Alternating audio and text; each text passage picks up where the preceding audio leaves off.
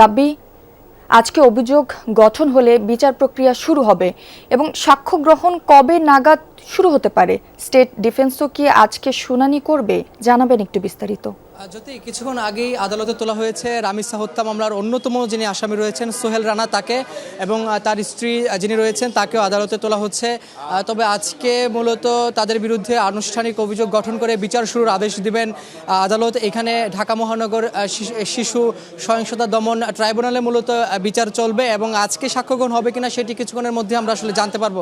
আমরা একটু যদি দেখাই যে এখানে পুলিশের কড়া নিরাপত্তা রয়েছে এবং সেই নিরাপত্তার মধ্য দিয়েই মূলত তাকে আদালতে আজকে তোলা হয়েছে এবং এখানে যে অভিযোগ আনা হয়েছে যে শিশু রামিসাকে হত্যা, ধর্ষণ এবং আলামত ধ্বংস, পালিয়ে যাওয়া সহ কয়েকটি অভিযোগ তার এবং তার স্ত্রীর বিরুদ্ধে আনা হয়েছে।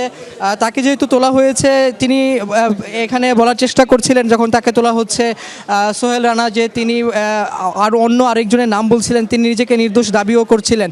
তবে যেহেতু এই মামলাটিতে 18 জনকে সাক্ষী করা হয়েছে এবং এইখানে এই রামিসার পরিবার, প্রত্যক্ষদর্শী, ফরেনসিক বিশেষজ্ঞ, মামলার তদন্তকারী কর্মকর্তা সহ 18 জনকে সাক্ষ্যদানের জন্য সাক্ষী করা হয়েছে।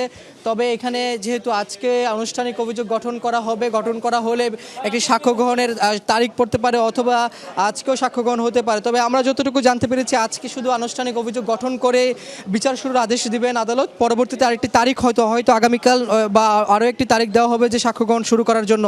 এখানে বিশেষ পাবলিক প্রসিকিউটর আজিজুর রহমান দুলু উপস্থিত হয়েছেন। পাশাপাশি এই মামলায় যিনি রাষ্ট্রনিযুক্ত আসামিপক্ষের আইনজীবী তিনিও আদালতে হাজির হয়েছেন। তারা চেষ্টা করছেন যে তিনি এইখানে আজকে অব্যাহতি চেয়ে আবেদন করবেন রাষ্ট্রনিযুক্ত আইনজীবী। আমরা দেখছি যে ক্যামেরাতে এখানে অভিযুক্ত সোহেল রানার যে স্ত্রী রয়েছে তাকেও আদালতে তোলা হচ্ছে। কিছুক্ষণ আগে সোহেল রানাকে তোলা হয়েছে আদালতের এজলাসে। কিছুক্ষণের মধ্যেই বিচার কার্যক্রমটি শুরু হবে, অর্থাৎ বিচার শুরু হবে কিনা সেই আদেশটিও কিছুক্ষণের মধ্যে আমরা জানতে পারবো।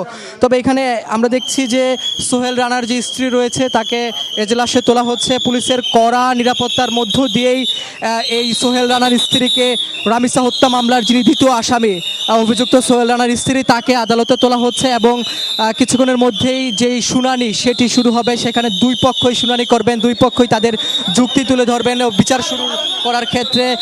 তবে আমরা দেখছি এই মামলাটি যেহেতু অত্যন্ত আলোচিত মামলা, সরকারের পক্ষ থেকে বলা হচ্ছে যে এই মামলাটি যত দ্রুত সম্ভব নিষ্পত্তি তারা করতে চান এবং আসামি যারা রয়েছেন তাদেরকে সর্বোচ্চ শাস্তির আওতায় আনতে চান বলে সরকার পক্ষ থেকেও বারবার বলা হচ্ছে। আইনমন্ত্রী বলছেন, স্বরাষ্ট্রমন্ত্রী বলছেন, সরকার প্রধান থেকে শুরু করে সকলেই বলছেন এই মামলার সর্বোচ্চ শাস্তি তারা দেখতে চান। তবে এখানে আসামি পক্ষের যিনি আইনজীবী রয়েছেন, বিশেষ করে ঢাকা বার থেকে বলা হচ্ছিল আসামি পক্ষে কোনো আইনি লড়াই তারা করবেন না। পরবর্তীতে আইনের স্বার্থে, ন্যায় বিচারের স্বার্থে তাদেরকে রাষ্ট্রনিযুক্ত একটি আইনজীবী নিয়োগ করে দেওয়া হয়েছে। তবে আমরা দেখছি যে এখানে আসামিদেরকে এজলাসে তোলা হচ্ছে। তোলার পরে কিছুক্ষণের মধ্যেই তাদের বিচার কার্যক্রম যেটি রয়েছে সেটি শুরু হবে এবং বিচার কার্যক্রমে কবে নাগাদ সাক্ষ্য গ্রহণ শুরু হবে সেটিও কিছুক্ষণের মধ্যেই যখন বিচার প্রক্রিয়া শুরু হবে তখন জানা যাবে। অর্থাৎ শুনানিতে সেখানে দুই পক্ষই শুনানিতে অংশ নেবেন। রাষ্ট্রনিযুক্ত আইনজীবীরা তাদের আসামি মক্কেলদের অব্যাহতি চেয়ে আবেদন করবেন। পাশাপাশি স্পেশাল পাবলিক প্রসিকিউটর যিনি রয়েছেন আজিজুর রহমান দুলু, তিনি মূলত এই মামলাটি পরিচালনা করার জন্যই সরকার থেকে তিনি নিযুক্ত হয়েছেন। তিনি আসামিদেরকে বিচারের মুখোমুখি আনতে আবেদন জানাবেন এবং আবেদন জানালে আজকে তাদের অভিযোগ গঠনের মধ্য দিয়ে বিচার প্রক্রিয়া শুরু হবে।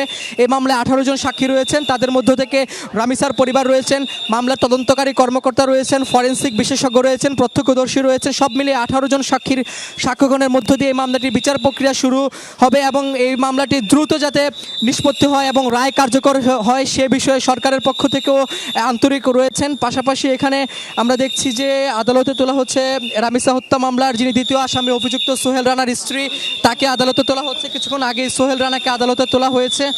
কিছুক্ষণের মধ্যেই ধারণা করা হচ্ছে যে আর অল্প সময়ের মধ্যেই বিচারের কার্যক্রমের যে আনুষ্ঠানিকতা, অর্থাৎ শুনানির যে আনুষ্ঠানিকতা সেটি শুরু হবে এবং বিচার প্রক্রিয়া আনুষ্ঠানিকভাবে আজকে অভিযোগ গঠনের মধ্য দিয়ে এই মামলার বিচার শুরু হচ্ছে বলে আমরা জানতে পেরেছি। তবে এখনও যেহেতু এজলাসে বিচারক আসেননি, তবে কিছুক্ষণের মধ্যেই এজলাসে বিচারক বসবেন এবং এই মামলার যে শুনানি সেটি শুরু হবে। দুই পক্ষ শুনানি করবেন। আসামিদের উপস্থিতিতেই মূলত এই মামলার যে বিচার কার্যক্রম সেটি আনুষ্ঠানিকভাবে আজকে শুরু হতে যাচ্ছে।